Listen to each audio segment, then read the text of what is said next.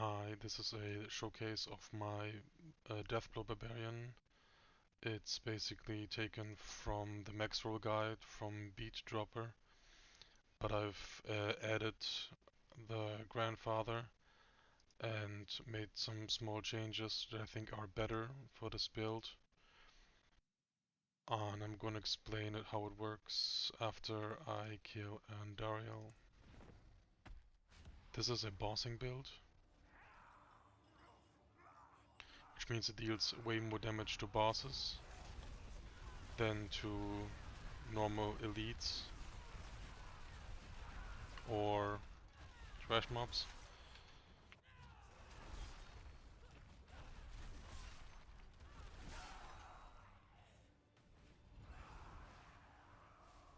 And this is how fast it can go. What you want to do with this build is to increase your cost of Deathblow to exactly 100. Here it says it costs 80. I have 153 max fury. The way I generate fury when I start the combo is by Call of the Ancients and Rallying Cry and Lunging Strike. It also helps with mobility. Steel Grasp is just, in case you're pushing. I barely ever use it for anything except for the pit. And as you can see, Rallying Cry with the Tactical Rallying Cry increases my resource generation multiplicatively, and the skill itself increases it multiplicatively, and it lasts for exactly 7.9 seconds, which is exactly the time you need, which almost exactly the time that you have whenever Jens Blessing recasts a skill. So the downtime of Rallying Cry is very short. And this can only be achieved by having the Shroud of False Death with because of the +1 to all passives. And I'm going to go over my gear real quick. So I used the Crown of Lucian. You need one with the FX being maximum, like 15%. You really want it. It increases your damage by a lot. Low roll really stinks. But luckily the 30% roll is always the same. You need one with maximum life, GA preferably, and also masterworked. I call my builds 8 out of 12 builds because I only care about 8 out of the 12 masterworks. So I usually, whenever I create a build, I only go to like the first 2 crits, and I want them to land them on the stats that I want. So on this Crown of Lucian, I would have wanted a max roll GA and crit it twice. You don't need the cooldown reduction. Shroud of False Death. I've critted 3 times. It's basically perfect.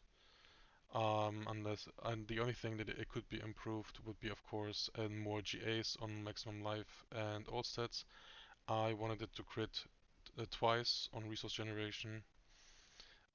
Life is just a bonus here. Fists of Fate, what you really care about is attack speed. You don't care about the critical strike chance, you don't care about the critical hit chance, and you really don't care about the crowd controlling of the enemies.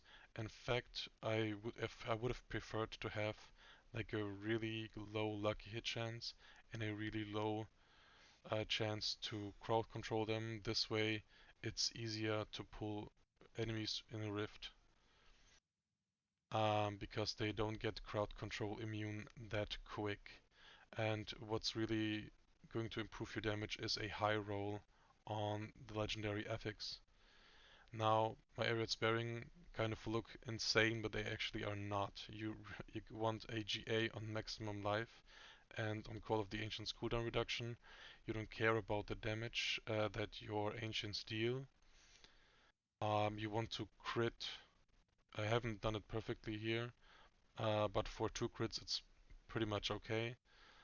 You want a 1 crit when masterworking on Call of the Ancients, and 2 crits in your perfect 12 out of 12 a masterwork on your GA on maximum life if you could get it. Jens Blessing. Um, to increase your chance for your skill to be cast, your non-mobility, non-ultimate skill to be cast, you really want like a high roll. But it worked with like boots that only had 50% chance. So, but you know, it's not the ethics itself is not that important. But the GA and resource generation is. I've also crit twice on it, and the last crit could go wherever. My build, thanks to Ariad's Bearing and Jens Blessing, have enough Allres that I don't that they basically solve my all resistance problem together with you know, stats and some paragons. Overkill, GA and Deathblow. It's not even my best overkill, but it's the only one I've masterworked so far, so I'm going to use it. Deathblow damage can go up, of course. More GAs, the better. The FX 60% better than 57%. I use Pog Ohm Rune to cast Warcry and to basically, because you cast your Death Blow 6 times and you cast Warcry because you spend 100%, well, you spend not 100% exactly, like 2/3. Like it's gonna take a while, but you know, you can see in the footage, you're gonna have a lot of uptime on Warcry and on Challenging Shout, because Challenging Shout will be cast with our Tam Luck Rune in here. So the next item that you need for this build is the third blade. My GA is from strength, so I masterworked it. It could also be on the weapon mastery damage. You really want 70% on the FX. 65 is also not that bad. Doombringer, maximum life, GA, crit as much as you can on it. Grandfather, maximum life, GA, crit as much as you can on it. Ring of Star Skies, you want attack speed and or core skills and masterwork them as much as possible. Ring of Red Furor, um, attack speed, GA, maximum FX is pretty good to get because you're gonna crit every time, so it's a 60% multiplier. And the Banished Lord Talisman, you really want the 60% down there. This is a bad talisman. I just masterworked it, you know, to get a little bit more attack speed. That's it. My Deathbow is only level 25. It could be like well in the 30s. I could get like 10 more levels if I get a GA on core skills here and masterwork it. If I masterwork this one properly, and if I switch out my Fists of Fate for gloves that have plus to core skill as a GA and also masterwork that. This is going to be like really insane. This would be like the best ones. I use the I use these gloves to get more consistent damage, but the more crazy damage can be gained from like the Fists of Fate, like multiple billions of damage.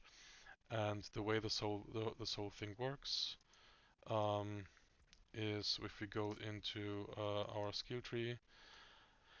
A rallying cry gives you a resource generation, and again you have a 7.9 second duration thanks to a level 4 booming voice.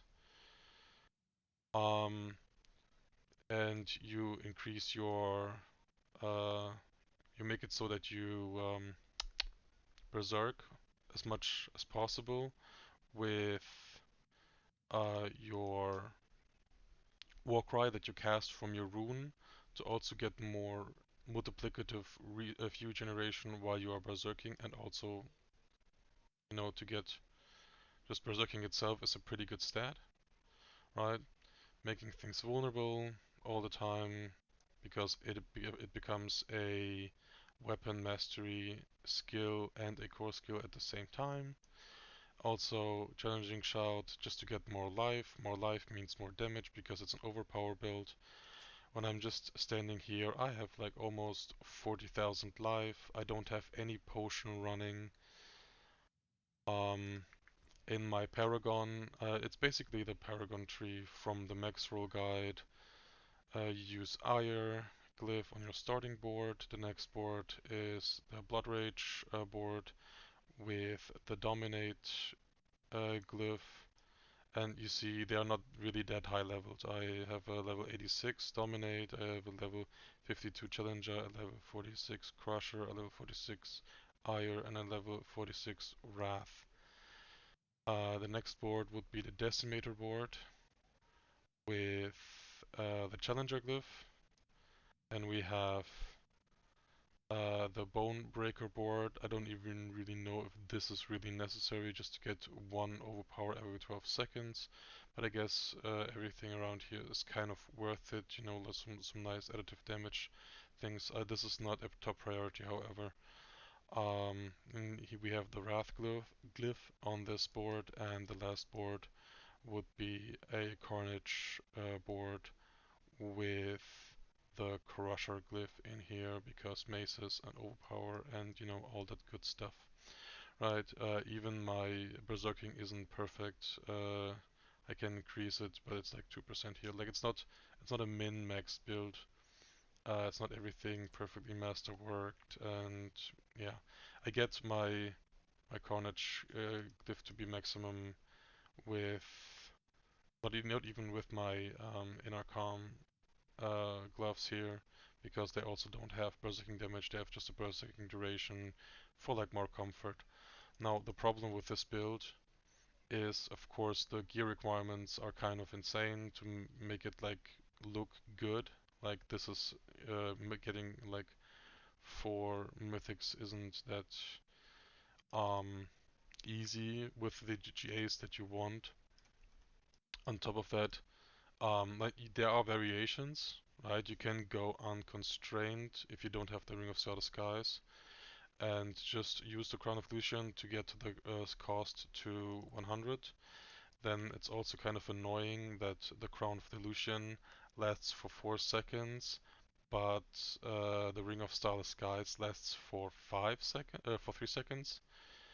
So it can happen that you have increased your cost to 200, um, but you have only reduced the cost for like you no longer have the resource cost reduction from your Ring of Starless Skies, so you can no longer cast your skill because you don't have enough fury to do so. Right, so if because these buffs don't fall off at the same time, you build them up at the same time, but you really need to be hitting everything once every 3 seconds. If you don't, your Star Skies falls off and you have to wait until your Crown of Lucian falls off as well, and then you have to restart the combo. I'm going to just hit a few random enemies here to show you like how it looks against normal enemies. Right, you need to hit something because your fighter's death blow is going to give you the resource cost, the fury back, but only if you actually hit something, right? So if it falls off, you can regenerate it quickly, and even if you miss something and you uh, have no resources, you can pretty much gain it back with just a little, like a launching strike, and then you will be good. And yeah, that's the whole thing. That's the whole showcase. Um, there are well, like every barbarian, you can use the two-handed axe expertise. They really need to rework this nonsense. And yeah, um, is there anything else I could say? Well, yeah, the stats. I don't have like the armor. I need like 15. I can get them somewhere on my paragon board. And I have like these are my stats. I have everything capped. I'm like well over capped. Remember, this is Torment 4. I have too much fire resistance, way too much shadow resistance. So thanks to these two armor, you're a little bit struggling, but if you have like a perfect pair of gloves, like legendary gloves, that will be solved as well. just by having like strength and armor, or maybe armor here, or other stats. Um, I have like a lot of attack speed, which because you get faster to your overpowers if you hit 3 times as fast as possible, right? So that's like a no-brainer. Yeah, there's still a lot of damage to be gained. It's really fun, really fun boss killer. I cleared like an 85 with it. These gloves are about as good as these ones for clearing. I clear them both at the same time. Like about 12 minutes, 85. Yeah, so that's the guide. I guess the short version, somewhat short version of the guide.